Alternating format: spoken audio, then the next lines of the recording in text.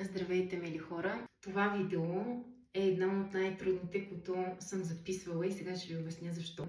Миналата година пуснах една анкета и ви попитах дали искате да ви споделям находки, грим находки, козметични находки, нещо, което мен ме е впечатлило и вие казахте да. И се опитвам да запиша това видео, може би вече трета седмица, за да ви покажа как се грижа аз за кожата си. Истината е, че се притеснявах, че моята кожа не е перфектна. Тук имам пъпка заради цикъл, тук имам подути очи заради недоспиване, тъй като съм родител, тъй като уча до късно. Тук има някакво несъвършенство, тук се появи друго.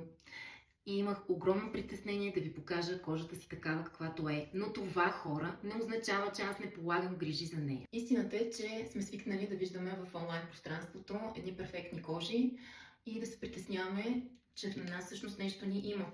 И аз се подадах на това притеснение.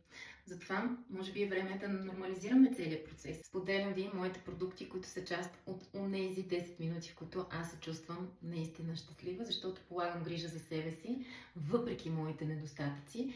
Долу в описание и понеже е находка, знам, че ще ми се доверите и ви оставям промокод, който може да се възползвате.